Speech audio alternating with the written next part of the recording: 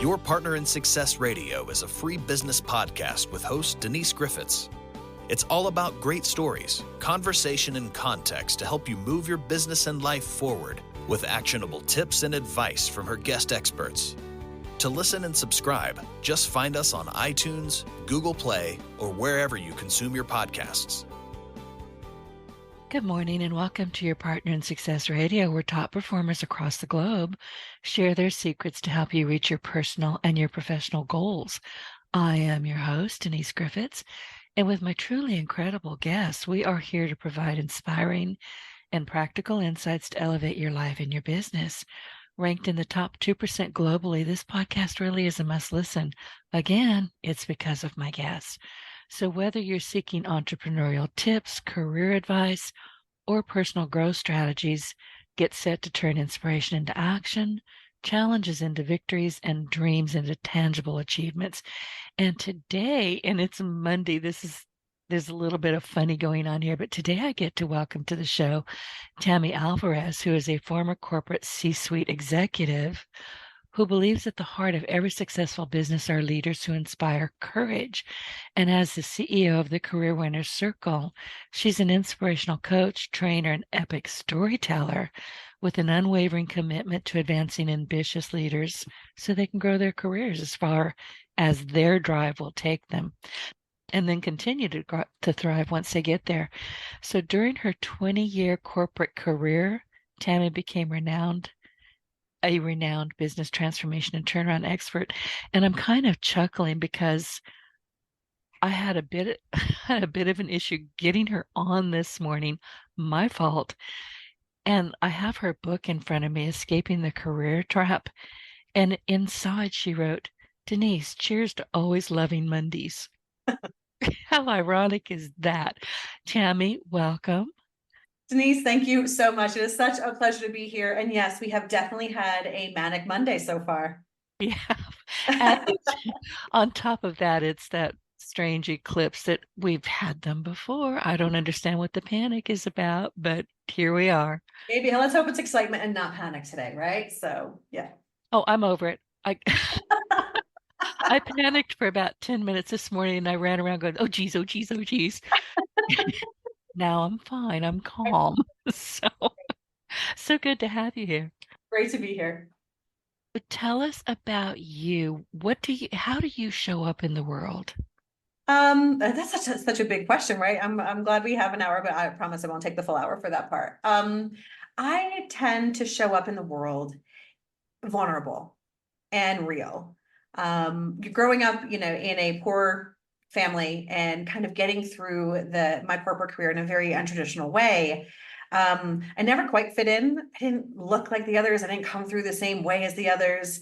And it took me a little while, but I got to the point where I really embraced the fact that I was different from everyone else. And I am not good at all the things that we all pretend to be. And so I tend to show up for everyone in my life as real and vulnerable as it gets, because I have a good time laughing at myself. And I think others have a good time laughing at me too as we go through. But I also have this, I want to say obsession, it probably is, to continually grow and to continually push myself because I get bored really quickly. And so if I'm not constantly stretching and putting myself in terrifying moments and doing things that I have no idea what I'm doing, but know that it's good for me or my business or the people that I love, those are the spots that just I find myself thriving in. So between, the heavy dose of vulnerability and a strong, ounce of drive, that is really how I tend to show up throughout my entire life. So you're blonde and I'm brunette, but I'm convinced that we're twins. Technically, we're calling it a faded redhead, not blonde. Redheads don't go gray, right? They just fade. They don't. I actually knew somebody who was bright, most beautiful, red. And he passed away when he was in his 80s. His hair had just gone blondish. It's like, what the heck? Yeah, I was ferret top too when I was young. Thankfully, that went away before now. Oh, it ain't fair. Redheads get to keep all their pigments and we don't. That's right. So, anyway, tell us a bit about you. One of the questions and well, I'm not going to go into your personal story because, if anybody wants to know why you feel like you didn't fit in, contact Tammy. She'll tell you. Okay, so I won't dig into that, but it's a fascinating story. So how can ambitious leaders navigate what you're calling the broken corporate and employee relationship? It's everywhere. It is everywhere. And I think the disconnect between the companies and the employees that work there are massive. And the divide is getting bigger. I mean, I know. it's insane. Like the past 15 years that Gallup has been doing their employee engagement survey, it is just getting worse and worse. And for people who are listening, if you fall into their research, 25% of people, only 25% of people are fired up and excited about what they do. 15% hate what they do. And then what I think is even worse than loving or hating something, 60% are in what I call this complacency zone. And it's just this apathetic haze. I call it the zombie apocalypse, right, of your career. And I was actually at a building in one of my clients a few weeks ago, and I was early, and it was a building with a lot of different companies in it. So I grabbed a cup of coffee and I sat in the lobby and just kind of watched. And it did seem like the zombie apocalypse invaded Chicago. Everyone was walking in, shuffling their feet, looking down. There was not an ounce of like energy dynamic, anything. It was insane. I was like, what is going on here? And it's this apathetic haze that I think is killing people's careers and killing businesses, quite frankly. And I think the biggest miss that we're having in terms of being able to close this divide, because everyone wants the same thing. Companies don't want zombies that work for them. People don't want to feel like they're a zombie shuffling into work every day. So if, both sides want the same thing, why is there such a disconnect? And I think the biggest disconnect that we're missing is that we're not realizing that career fulfillment and business success are inextricably linked. We treat them as two different two different problems, when the reality is they're just two sides of that same coin. And so when companies start to focus on career fulfillment, notice I didn't say engagement, satisfaction, or success, which is what we all think of.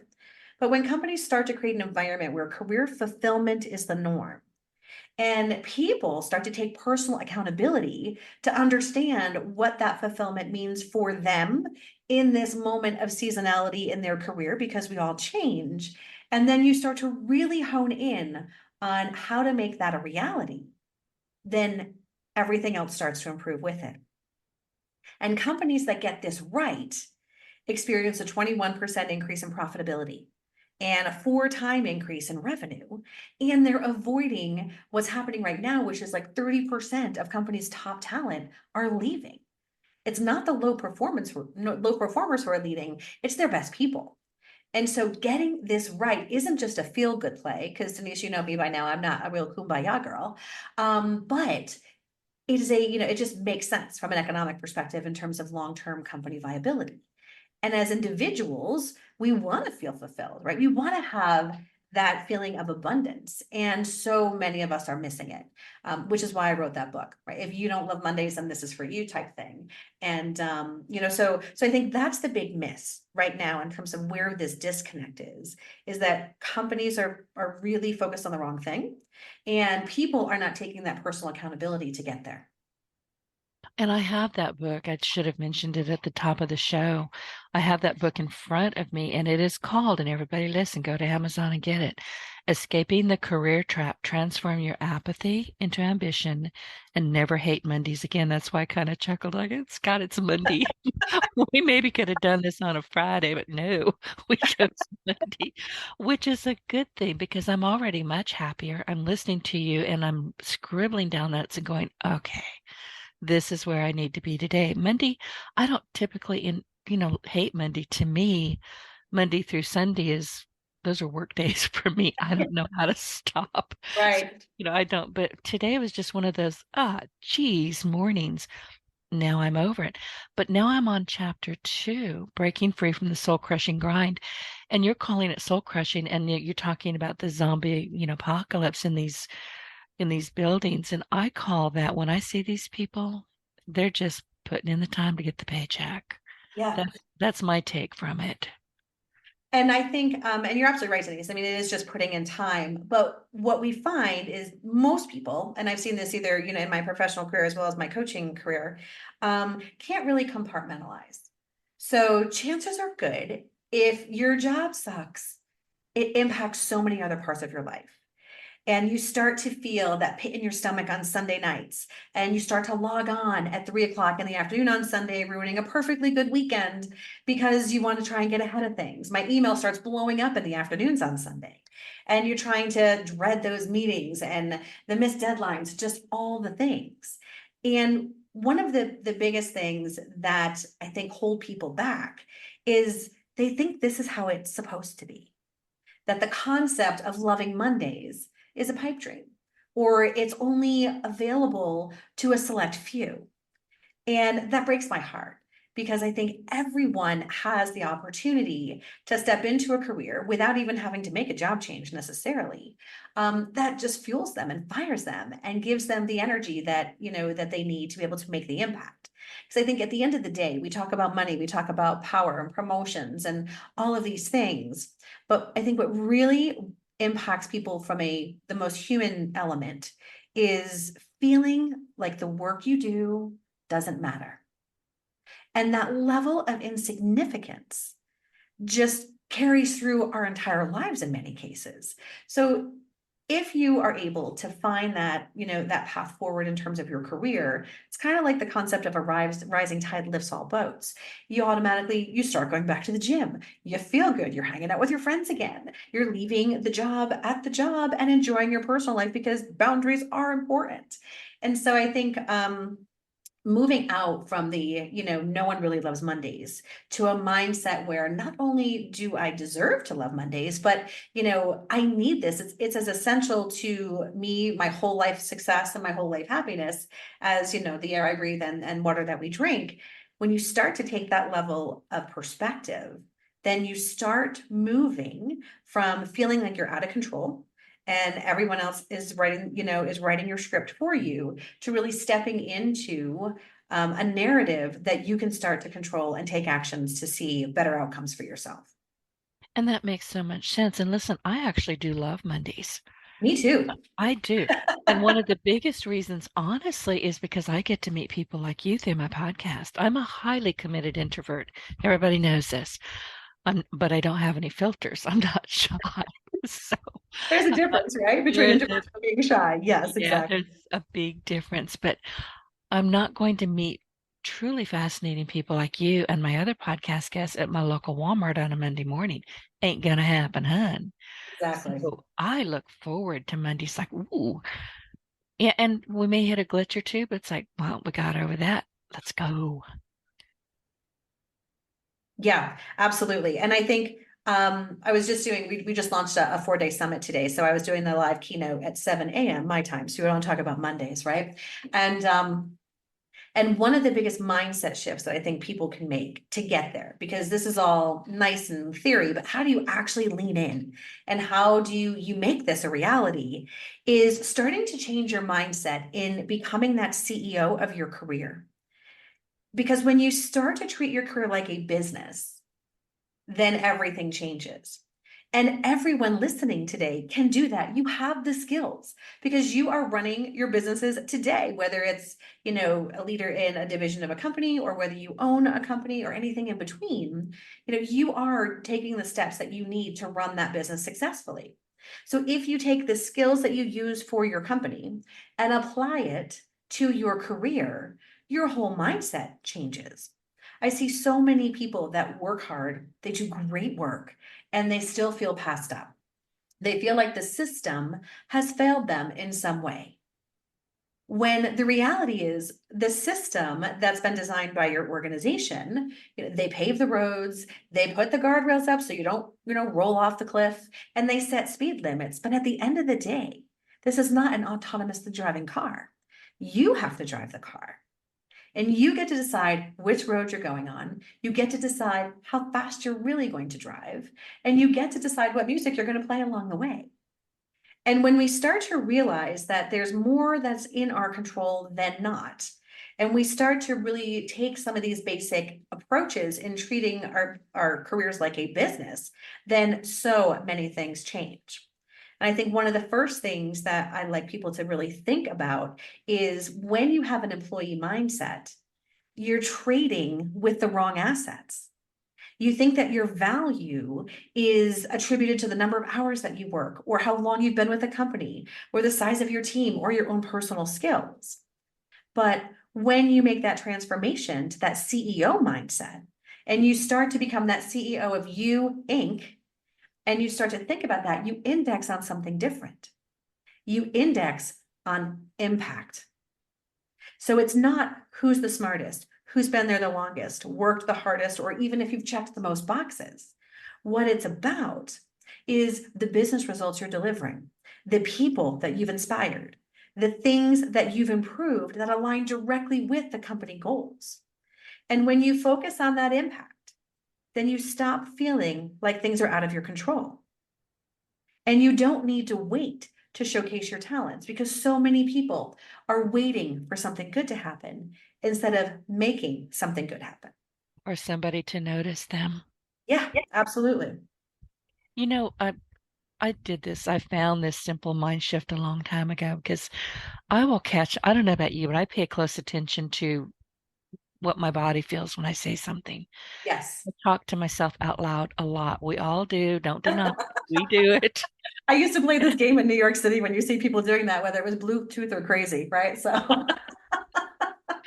I I know it's think, crazy, but I talk out loud. I talk to the cats. I talk to the tree. I talked to my tires the other day. I had to say goodbye to them and put new ones on, and I was really kind of sad about it because I bought this car a long time ago, and those tires have been on it for many, many years, and I felt bad for sending them to the trash, but they were dry rotting. It was time. But I mean, that's it's how time.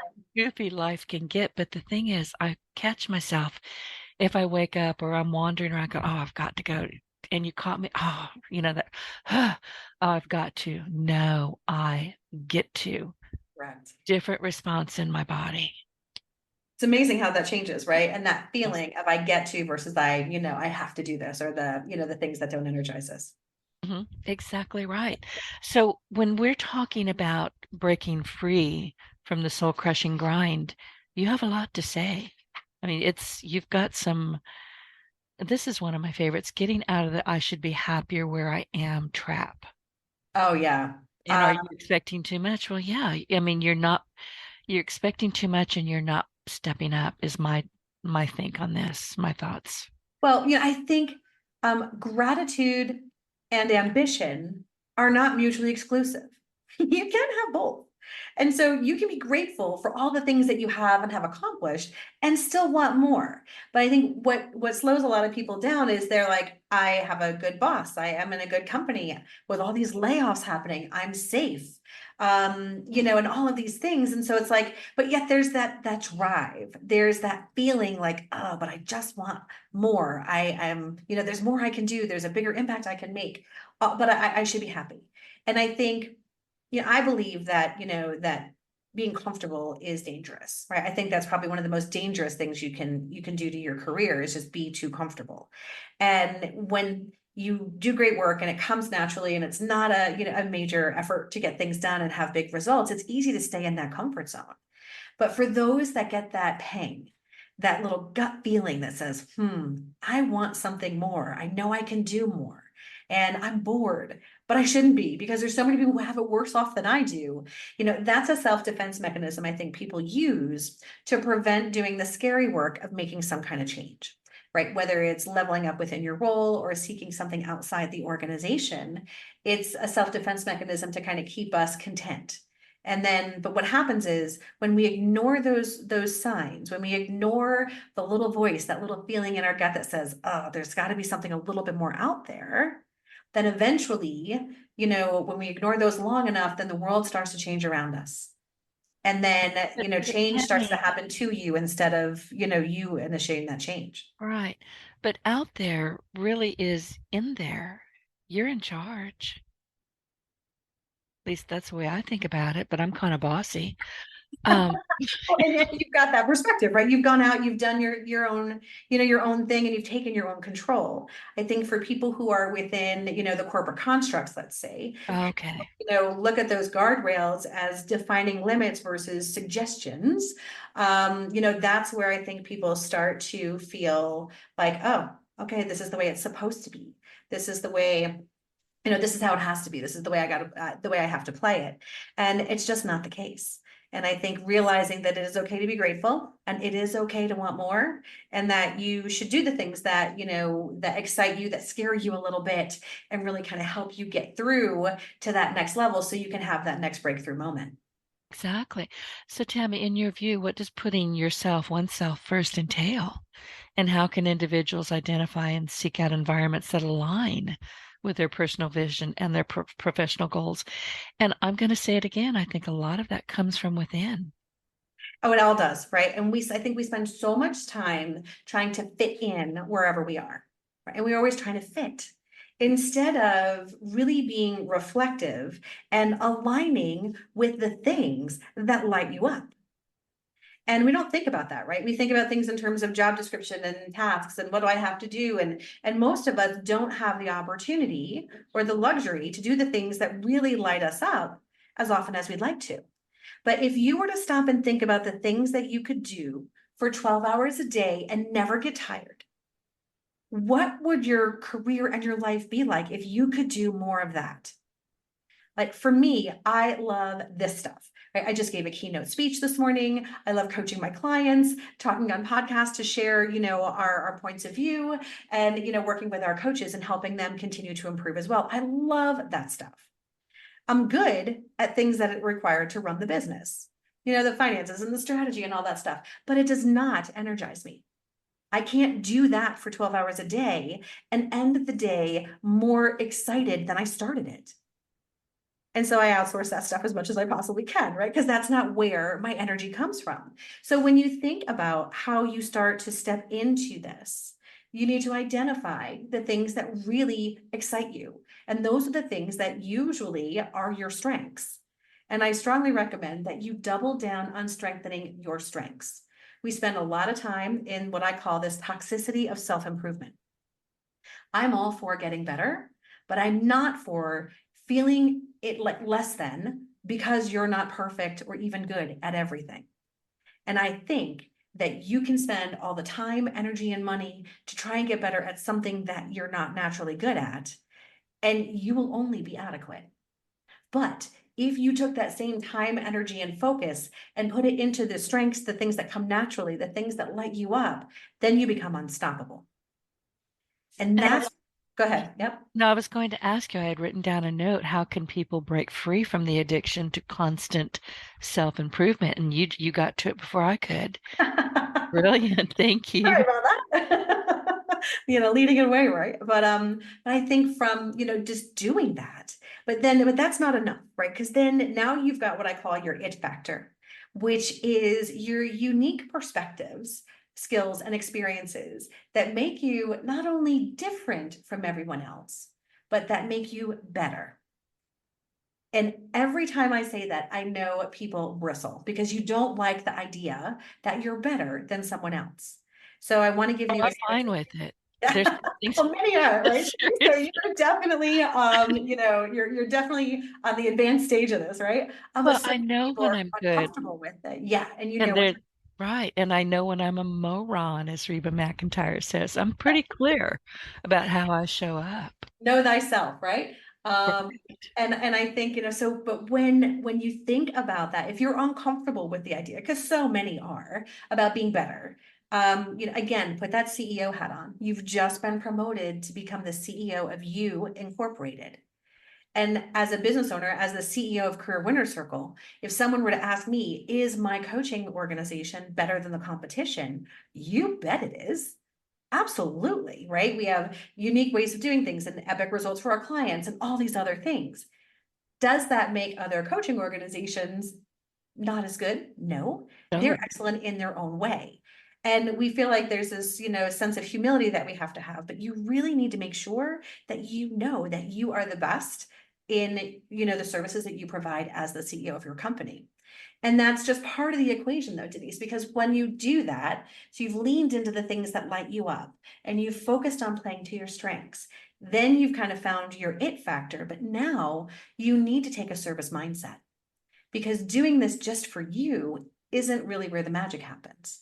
Where the magic happens is where you find where those skills are in high demand and in short supply, and help others get there too. And I'll give you a great story of one of my clients and kind of how they made a pivot to talk about this point. My client, Phil, had been in financial services his whole career, 20 years in financial services. And every single year, you had to cut 20% of your people, but you still needed to innovate, keep people motivated, and get really big work done, right? He knew how to do more with less, as easy as it was to breathe because it was so commonplace. But after 20 years, he was getting a little bored and was looking for a different opportunity. And he ended up going to a company that was a hyper growth startup. And so when that company started up, it was a land of milk and honey. They had so much investment money that every time they had a problem, they could throw more time, people, and resources at it. So there was never a lack of finances. Then they go public, then their competition gets their act together, and their industry takes a downturn.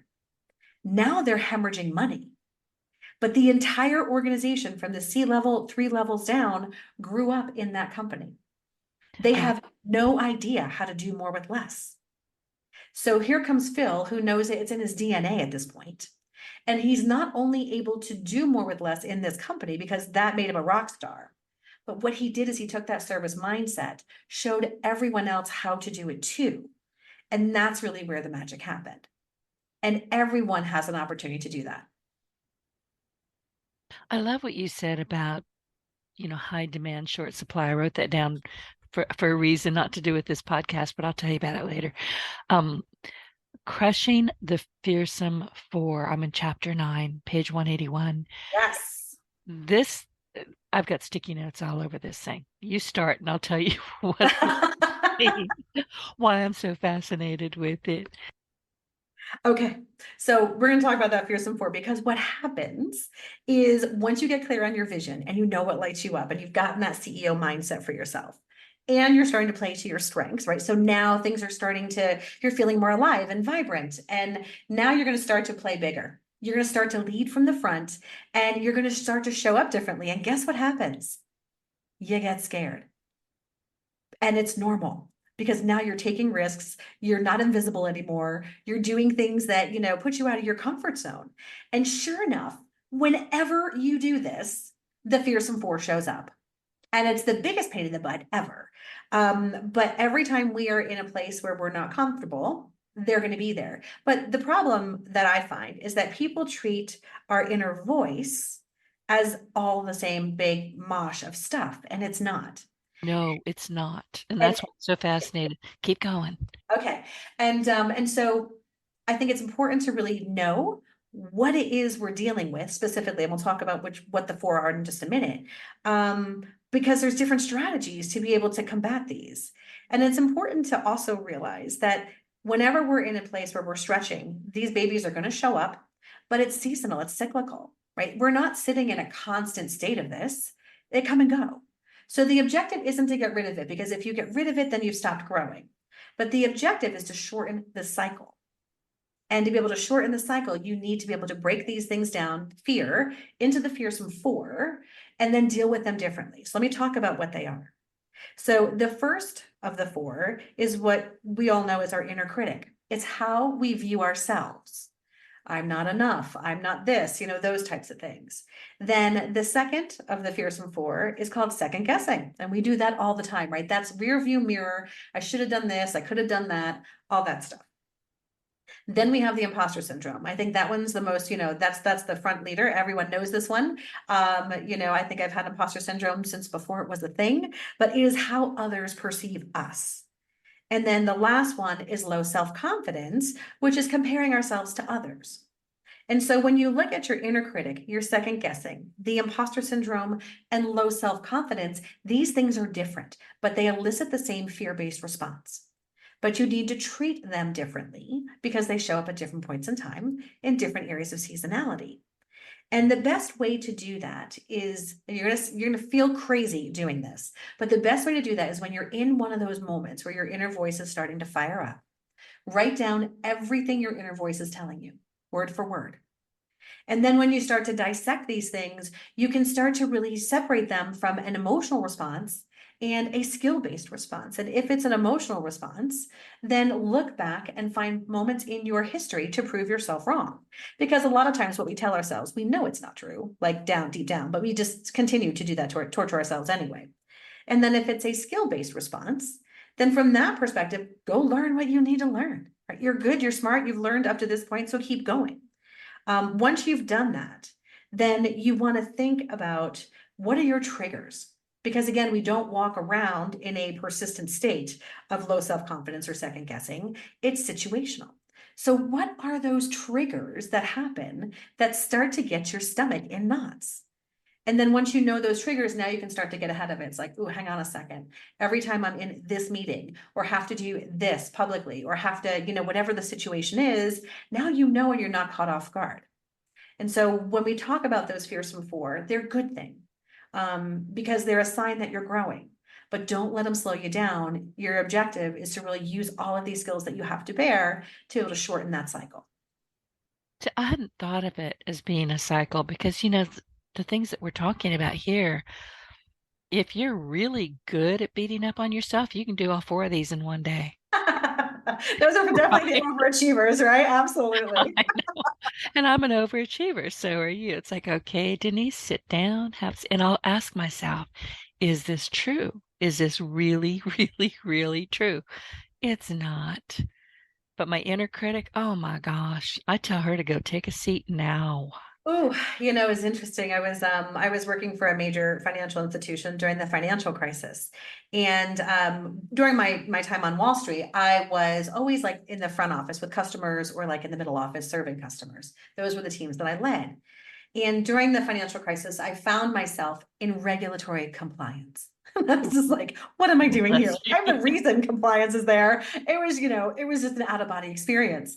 But I was known for transformation. I was known for my teams and I were known for solving big problems, running into burning buildings when everyone else was running out. That was my adrenaline junkie fix, right? So I loved it. So I found my way into compliance. And I remember I needed something done in the EU. So I was back in New York in this very senior leader's office. And we were doing what you do and we were screaming at each other. It was a screaming match.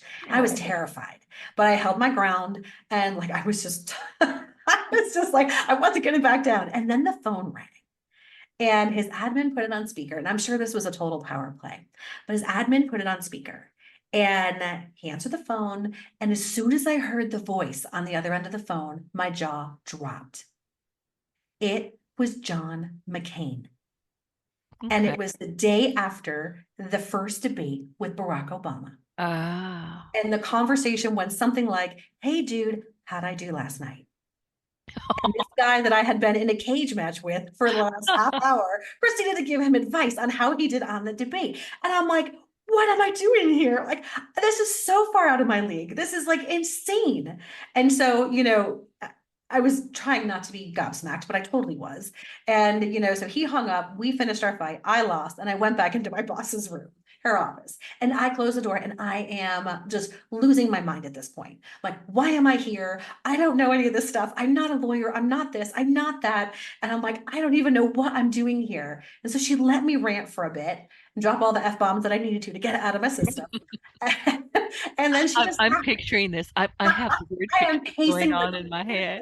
Right, like a lunatic. And there's glass, walls. So I'm sure it looked really funny from the outside. And so she's like, are you done?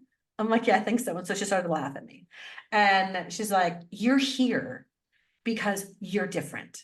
You're here because you're not part of the problem. You're here because you ask the questions no one else is willing to ask, and you get things done. And that was I wish, I learned that so late in my career, but I was so different from everyone else in terms of how I got to where I, grew to, that I always thought that was my Achilles heel. And I never realized until that moment that that was my superpower. And so when you have this inner critic telling you no, you really need to go in and listen, because I struggled with that for so long. And then realized that my journey was different. I think about things differently, and that is my superpower. It's interesting how long it can take us for a superpower to just stand up and go, hey, It was in front of my nose the whole just, time, right? yeah, would you just flipping pay attention? I'm getting tired No, of poking you no, in we're the too back busy of the beating our head. heads, right? Yeah, Yes. exactly. But once you have that bit of wisdom pop up into your head, I call them God winks, and it sounds Yep, like you had a heck of a God wink. But once they pop up, they're there for life. They don't go they away. are.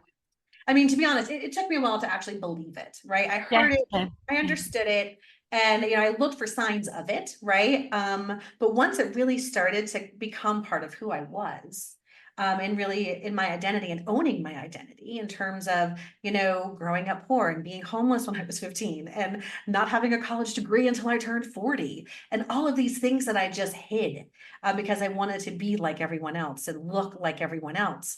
Once I started to see evidence that that truly was some of the biggest reasons that I was able to deliver different results than my contemporaries, it really it was a defining moment for me for sure. Well, and it has to be, but you're right. We're always trying to rewrite history. Yeah. We all do it. And we're trying to say, well, if I could just be better. You're good enough right now. Yes. You can up your skills, you can do a lot of things, but you were made to be who you're made. Embrace it. That's it. And play to your strengths, right? Yes. Because when you play to those strengths, then you're no longer apologizing.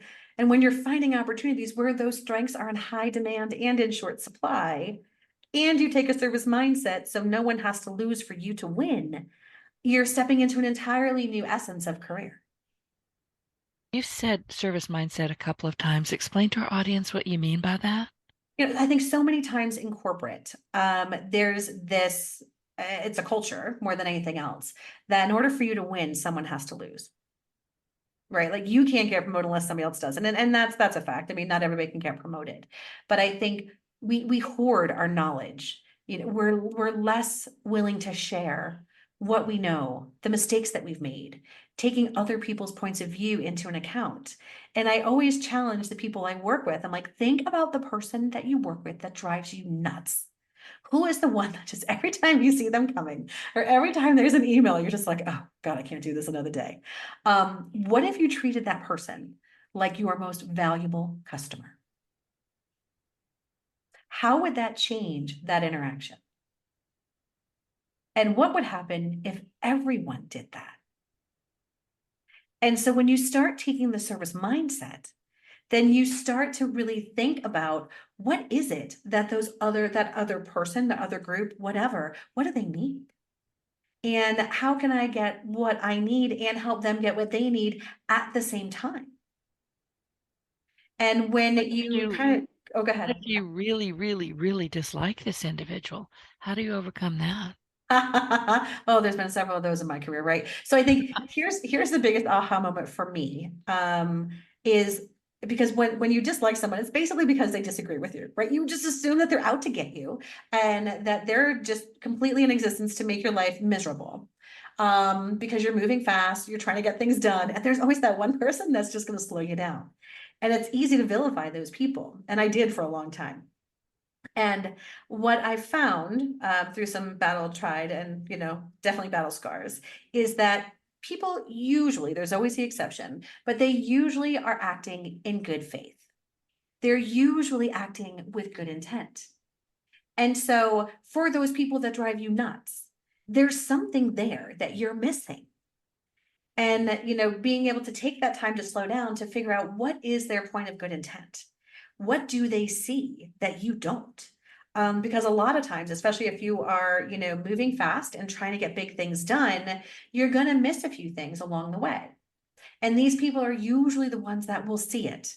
Now, there's always those that are afraid of change. People, I believe, don't fear change, they fear loss.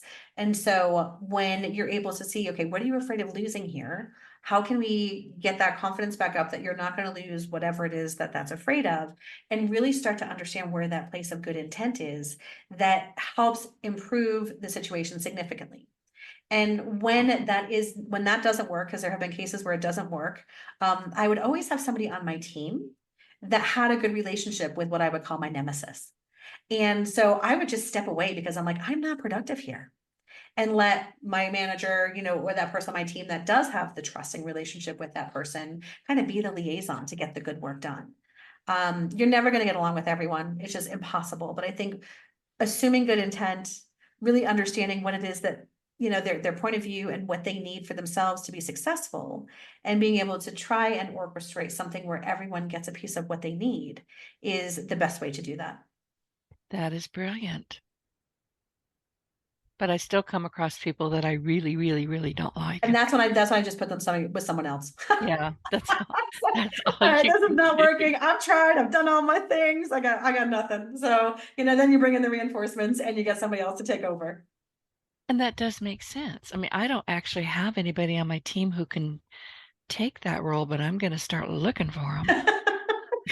Time well spent, Denise, I promise. Yeah. Sometimes I need to get out of my own way and Yeah. not snarl at people, which I really Sometimes. do try not That's to. But okay. every once in a while, I'm like,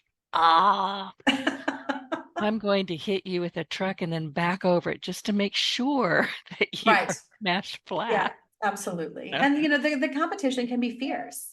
And there's only so much bonus money to go around and so many promotions. And with the layoffs and everything that we're in right now, I mean, it makes sense that people are working from a scarcity mindset.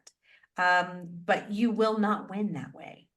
And I've always found that during times of chaos, there is always opportunity. Oh, But yeah. it's that clear-headed person that can lead with urgency, not panic. Right? When you lead with urgency, you've got this feeling of abundance and a positive future. And when you're panicking, people are terrified. They're hiding under their desk, hoping they don't get fired. And it could be the same business problem, the same exact situation. But you've got a leader that's leading with a sense of urgency, and you have a leader that's leading from a sense of panic. You are going to get two very, very different outcomes. And so which leader do you want to be? Well, and that leads me to another question. I'm not even sure I can say this correctly because it's in my head and I haven't written it down, but how do you strike a balance between self-promotion and building a strong power base without resorting to unethical tactics, especially with Without things being that are that happening right self-promotion now? jerk. Oh Yeah, my God. We all know that one, right? The credit taker. Oh, it's so we frustrating, isn't do. it? Like, hey, look at me. I got all this done all by myself. It's like, oh, everybody hates those people. And you don't want to be that way. And it's interesting how the power base and self-promotion are connected, because I think these are the two things people hate doing the most. Power base is a different type of networking, and most people would rather have a root canal than network. And then self-promotion is just something people aren't comfortable with. So what I'm going to ask you to do, and the listeners to do, is go back into that CEO mindset again and think about this as a business owner of You Incorporated. Now, a good CEO has got an army of people at their disposal that act as advisors. They act as, connectors and super connectors, and just help them think through, overcoming obstacles or taking advantage of opportunities. That's their power base. So it's not about the network. It's not about, oh, I've got 5,000 connections on LinkedIn and I can't pick any of them out of a crowd of one. That's not what I'm talking about here. Or going into a crowded ballroom at some random hotel, the networking event, and feeling completely awkward. What I'm talking about are the people who are your ride or die. These are the people who you've worked with, who will get things done for you, who are your sponsors, who will say good things about you when you're not in the room. And that's where people need to focus, is building that power base and being a power base for others, because there's always others that are coming up behind us. And so if you think as a CEO and you think about, what do I need to gain these outside perspectives and to be able to show up with an objective point of view and some new ideas, that power base is absolutely essential. And then again, when we think about that self-promotion, because everyone hates it, but again, a good CEO, when they think about their company, they don't hide. They're not saying, oh, I'm not going to I'm not going to say anything good about us because I don't want anybody to think I'm a jerk, right? They're out there promoting their company. They're out there sharing their wisdom, and they're out there sharing their mistakes as well, so others can learn and move forward. And so when you think about that self-promotion as, you're the CEO of You Incorporated and you cannot hide and you need to be easy to work with and easy to collaborate with, self-promotion becomes a lot easier. And I think you'll find your self-promotion sweet spot at the intersection of your leadership style, your natural leadership style, and the company culture. And so think about those two things as you try and figure out what are the ways that you can get your good work noticed. Because we all know that good work is not good enough. And it's unfortunate, but unless you bring light to the things that work well for you, and the things that your team have been able to do, no one else is going to notice it. And so grace has not gone out of style. So being deferential and being appreciative and grateful for those that were also part of this is critical. And then also focusing on the outcome. Not, oh, I'm so awesome, but hey, this is what benefit, this is the company benefit. This is how we made that. And then make connections. So sometimes self-promotion isn't even talking about what you've done. It's getting two people together that need to know each other and build a relationship. Now you're automatically one of the sages and one of the super connectors within the organization. So Absolutely. think about those things in terms of it makes the concept of networking, turn it into power base, and self-promotion is much easier when you're the CEO of a company and not looking at you as a personal person. Absolutely. So I wanted to ask you too, because I see this all over the internet about you. You're known for break all the rules, pragmatic, results-based coaching. What rules are you breaking? I need to know.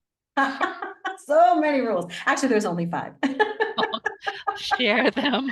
So let's talk about and I think we've covered some of those indirectly, right? So, so the first one is that, we believe that loving Monday is a pipe dream. We don't, we think it's reserved for, the exclusive people. When the reality is it's not only a possibility, it is essential as the air you breathe and the water you need to survive. And so when we stop looking at that as a luxury item and start to focus on this as an essential element and do what it takes to make that happen, everything changes. I think another piece we just got done talking about it is assuming that your good work is good enough and that you'll get recognized. And there's so many people that are disenfranchised with that. So when you realize that the system is just the road you get to drive on and you are driving that car, then all of a sudden you're going to do the things that it takes to be able to get that done. I think the third rule that we talk about is the fact that, you have to have experience to be able to, level up. But how do you get that experience? We have that dichotomy. When the reality is, I think one of the most important things to think about is every hiring manager, every boss, anybody in a position of, being accountable for results only cares about one thing. I don't care what industry you're in. I don't care what level you're at. It makes it very simple. There's only one thing people care about. And they ask themselves this question: are you the person I need to get me what I want? We are human beings first. And, hiring someone is the biggest buying decision someone will make without using their own money. And so we get caught up in, 700-line job descriptions and all these certifications and all this stuff. And the reality is, all that person wants to know is, are you my safest bet to get me what I want personally? And that could be, I want to be promoted. That could be, I need somebody stronger on my team so I can have dinner with my family. It could be, I need somebody to bounce ideas off of. So, I think realizing that, when you lack experience, you can't lack expertise. And being that bridge between what your boss wants for themselves and being able to get there is huge. And that's where the it factor comes in, which we talked about Phil's story and stuff like that. So I think that's really important in terms of knowing about that experience. The other thing that we talk about in terms of, one of those rules is that, people don't hire from the outside. They absolutely do. Right. And we talked about that in terms of, Phil's example of really being able to, financial services career forever, moving into a totally different industry and becoming a rock star because all of the things that came naturally to him were in high demand and in short supply. And so I think that's super important to be able to, realize that and know how you can leverage that for yourself. One other thing I want to go back to is really, I'm going to go on a rant for a minute, Denise, about skills, because it drives me nuts. And so perspective change here for you, for everybody who's listening. Your skills are the biggest assets that you will use to buy your next opportunity. So stop giving them away. We discount our skills and our capabilities because, well, we did it a long time ago, or we didn't do what our teams did, or we're not an expert. But the reality is everything you have done from the minute you started working to today counts. And you should be looking under your sofa cushions and under your car seat and emptying out your jeans pockets to find every skill you can take credit for, because all of those will come to bear and allow you to use those as the asset to buy your next opportunity. And then the What I last, catch myself doing, I'm sorry, I oh, interrupted. go ahead. No, keep Share going. Yes, but absolutely. one of my biggest, I don't know, idiotic moves is that I'll do something largely just for free because it took me 5 minutes. I completely discount that it took a computer science degree to get me those 5 minutes. Yes, that's right. So I'm stopping that now, just so you know. Everyone does, right? It's like, no, it's easy. I'm like, no, I think one of the biggest ways to pivot to something, especially when you're in the mid to later part of your career, if you want to make a big pivot and not have to sell everything and live in a yurt, right? And continue to grow and thrive and get all the tools and toys that you're used to, you got to change that mindset from being paid for what you do to being paid for what you know. There you go. And that's the big shift, right? That is the big change, because then you're right. Your point is exactly right. It's not the 5 minutes it took you to do it. It's the 15 years it took you to be able to do that in 5 minutes. Exactly. And I interrupted you before you got to 5. So Nope. finish for me. No worries. Sorry. No worries. And the last one, in terms of, another rule is like, if you wait, good things will happen, right? And that's where becoming that CEO of your career changes everything. When you stop waiting for the system to take care of you and feeling bad because it's not, and you start to treat your career like that business and step into that CEO role and take the control that you need, then you will stay in a place of abundance in terms of having that thriving career that you want, and really avoid the zombie apocalypse that we started this episode talking about. Exactly. And I wanted to say this, and I didn't write this down, so I may say it wrong, but I was, researching you online. We had our talk. I've got your book. I was like, this woman is fascinating. I need to know more.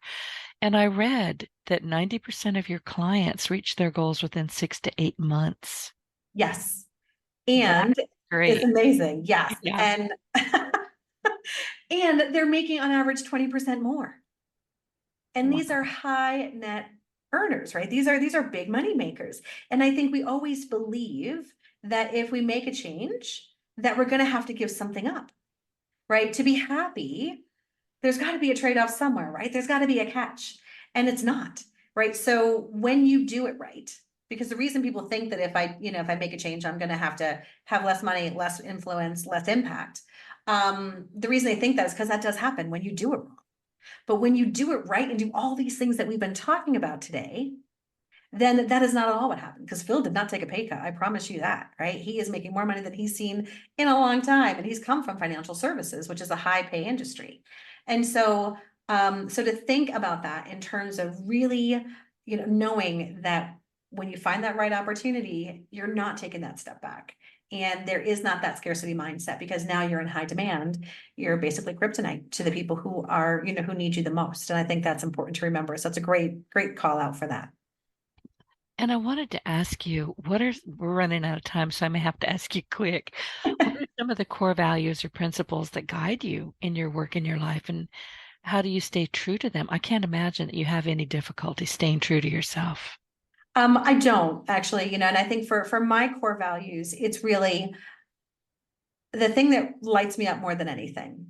The thing that, that I need for myself is knowing that I'm making an impact, and knowing that the footprint I'm leaving is better than when I started. And whether that's in my own growth, whether that's with friends and family, whether that's with as our coaching business, I think those things are really important. I think as you focus on your core values, and I'll go on a tangent for just a quick second, because I know we are running out of time. When you think about your core values, you want to think about those things that are so critical for you that you will self-destruct if they're not there. For example, my 2 core values from a work perspective is I need a place where it's an accountability culture. And I also need a lot of room to run, because if I see a problem, I'm going to fix it, even if it's not in my lane.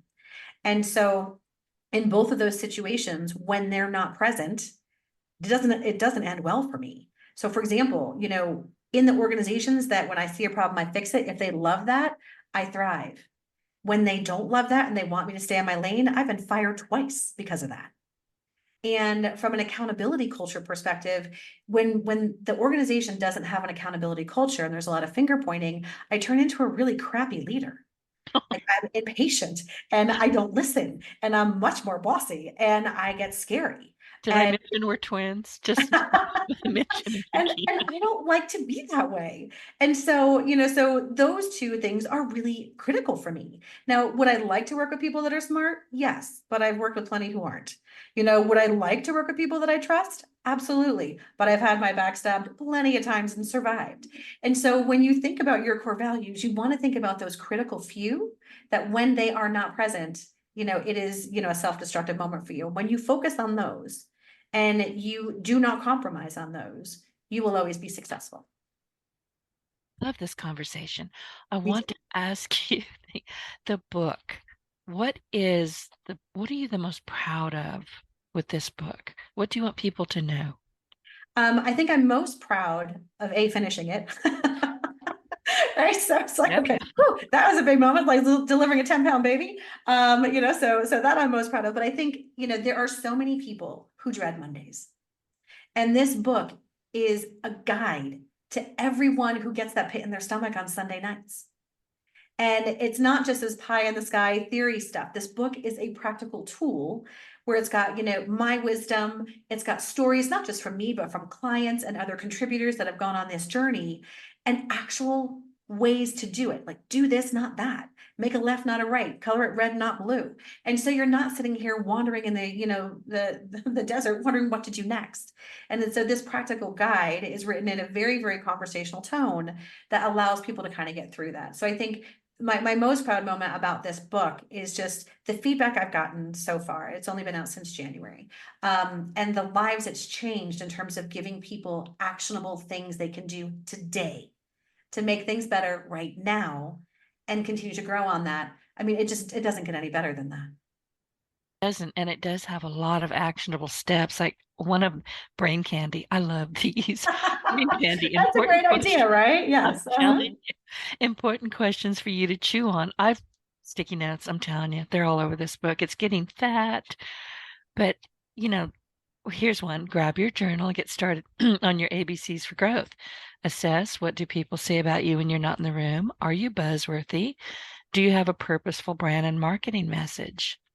And then you've got baseline. I mean, they're just everywhere. My poor sticky notes, I'm going to have to order some more right now. Oh, I love that. That's amazing. And ran out of the pink ones. Pink is like, pay attention to this one. Go back to this. Okay, got it. Yeah, this is a good part. Make sure you read that again, right? Yeah. But it's, the journey of writing a book was very interesting. It's something that had been on my list for a long time to do. And the timing was just perfect to finally get that over the finish line for January of this year. And I think with all of the uncertainty, between how fast, we're changing at a pace faster than we've ever experienced before. And, geopolitical and economic and all of these things, there's so many people that are just lost. And it just has such a long tail effect that it doesn't have to. And the book is a very approachable way to be able to start to turn that tide and get in that car and drive to where you want to go. I love this book, and I'm so glad that you were here with me. And you know what I want to do? This is a new book, and I'm hoping that a lot of people will read it and then start responding and get in touch with you and share their stories. So as that happens, can you come back maybe later in the year and we can touch back? Oh, I would love that. Absolutely. Okay. And yeah, no, thank you. I'd love to do that for sure. And also you can, get the audiobook, the soft cover on Amazon, and the ebook, obviously. But then we also have some signed hardcover offers. So if you go to escapingthecareertrap.com, you'll have access to getting discounts off the hardcover book that's signed. And we have a transformation guide that's a grow as you go electronic portal that you can use as well to help get through help guide you through the book. Sorry about that. So you can, do either way, hit the escapingthecareertrap.com or through Amazon. And then also Denise, I do keynote speeches all the time, did one this morning, traveling next, in New York, the end of next week for another one. So if anybody is looking for this type of conversation within their company or event, please reach out to LinkedIn, give me a shout, and let's talk. Excellent. Tammy, I really appreciate your company today. Glitches, This and was so much I'm so fun. glad. Glad we made it. So, In the beginning, I think I said a bad word, but it wasn't on the podcast, so we're good. I try to think of my language too, right? I tend to be a little bit more crude. But no, thank you for this opportunity to speak to your audience. I hope this becomes binge worthy for everyone who's listening. And we are here to serve. So anyway, we can help. We're just a phone call away or an email away. Thank you so much. Spending time with you has been a pleasure. I look forward to you coming with you to you. Hang on. I look forward to you coming back another time.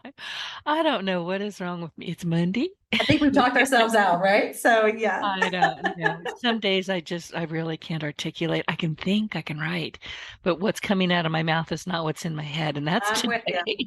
That is Absolutely. today. But anyway, thank you so much. You've shared your online presence and your preferred means of contact. And to our audience, as we conclude today's episode, your feedback means a lot. So if you found the show helpful, please support us with a quick review on iTunes. Your input is vital in my mission to inspire and empower more individuals. So don't forget to hit subscribe, leave a review, and share your Partner in Success Radio with friends and colleagues. And be sure to go find Tammy Alvarez on the web. And honestly, get this book into your entrepreneurial library. So thank you, everybody, and I will see you next week.